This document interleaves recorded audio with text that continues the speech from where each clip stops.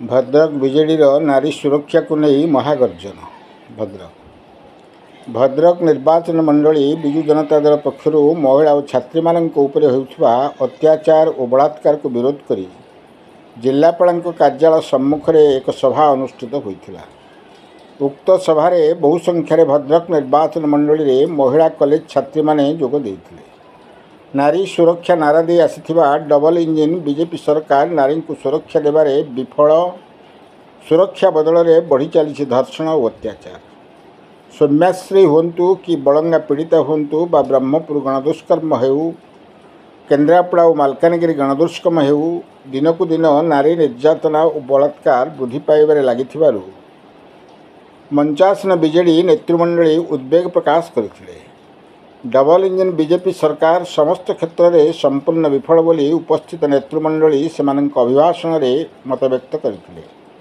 आजिर ए प्रतिसभारे उपस्थित थिले भद्रक प्राक्तन सांसद श्रीमती मंजुलता मंडल, पूर्वतन मंत्री श्रीयुक्त प्रफुल्ल सामल, भद्रक म्युनिसिपालिटी चेयरमैन गुलमक्सी दलजीत हबीब, पूर्वतन जिला परिषद अध्यक्ष जगन्नाथ स्वाई, भद्रक ब्लॉक अध्यक्षा उर्मिला नायक और भद्रक म्युनिसिपालिटीर समस्त काउंसिलर माने योगदान करने सह नारी निर्यातना और दुष्कर्म को रोकवाई राज्यपाल उद्देश्य जिलापाल को शह शह दस्तखत थिबा एक मेमोरेंडम प्रदान करथिले। भद्रकरू जिला प्रतिनिधि सीताकांत विश्वाल रिपोर्ट क्रांतिधारा न्यूज। आज आमर भद्रकर विजु महिला जनता दल आज समस्ते माँ माने भौणी मैंने आज एकाठी होते जिलापाल को एक दाबीपत्र प्रदान कले। आज जे महिला माने सारा राज्य आज सुरक्षित नहांती। आज झीटे छात्रीटे जड़े भौणीटे आज ये प्रति मुहूर्त निर्यातनार शिकार होती। आपण मैंने जानी बालेश्वर एफएम कॉलेज जे कि सौम्याश्री बीसी से निजर इज्जत पाई निजर स्वाभिमान पाई से निज जीवन को बलिदान देछि और से आज उदाहरण सृष्टि करिछि।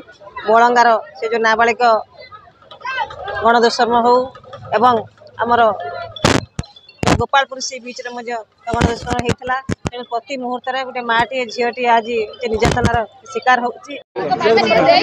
देखु आज सारा ओडिशा रे नारी निर्यातना केस केते शीघ्र बढ़ुची। आपण देखि पारुथिबे जे प्रत्येक दिन किछि ना किछि इंसिडेंट घटुची जोटा कि आम पई गोटे लज्जाजनक कथा। एवं ओडिशा रे महिला माने सुरक्षित नाहंती। एटा केवल ओडिशा रे नुहे सारा भारत वर्ष रे मध्य समस्ते जानि सारिछंती। इवन भारत बाहर आपण जानिथिबे जे अमेरिका राष्ट्रपति से तांकर इंस्ट्रक्शन मध्य दे सारिछंती जे तांका सिटीजन माने खासकर महिला माने ओडिशा को जिबा असुरक्षित कहीं ओडिशा गोटे असुरक्षित स्टेट जोठी महिला मान को सुरक्षा दे पारु नांती। सरकार जेते बेले सरकार महिला मान को सशक्त करने पई कथा कहउछंती तांकू माने 10,000 वर्ष रे 10,000 सुभद्रा योजना रे देई कि टंका तांकर मान सम्मान एवं तांकर इज्जत को मध्य किणी नेछंती जोटा आमे समस्ते एबे भाबी पारुछु।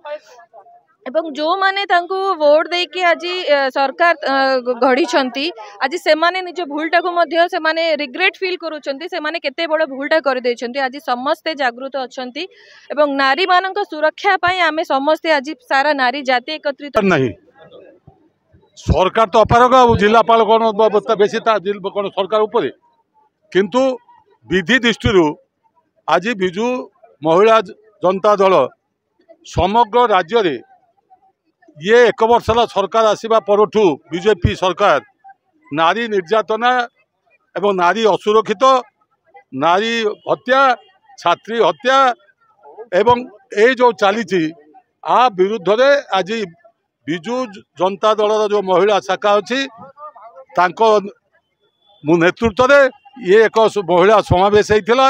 अनेक भावुले जे महिला माने बोधे आउ विजु जनता दल सहित नहांती किंतु ये आज उपलब्धि करथिबे जो नवीन बाबू माँ मानकर स्वतंत्र परिचय तांको सरकार समय देइथिले एवं स्वतंत्र विभाग मिशन शक्ति गठन करथिले। माँ मान को शक्तिशाली स्वावलंबी करिया पई बहु पदक्षेप नहीं। 32टी विभाग रे माँ माने किभली नियुक्ति पाइबे किभली भाव में एसएचजी पुणी गोटाए एंटरप्रेन्योर हम तापाई जो उद्यम कार्यकारी करथिले।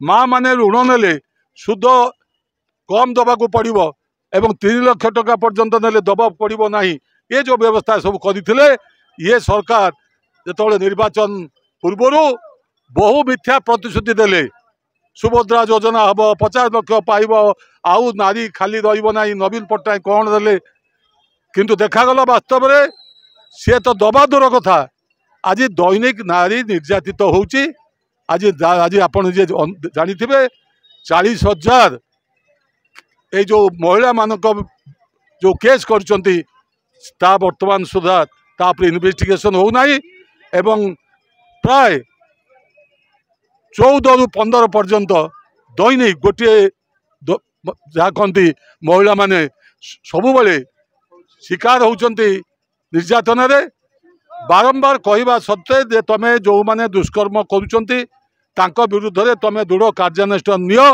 एपर्यंत कार्यानुष्ठान न नियागला नाही जहाँ फल सौम्यश्री परी झील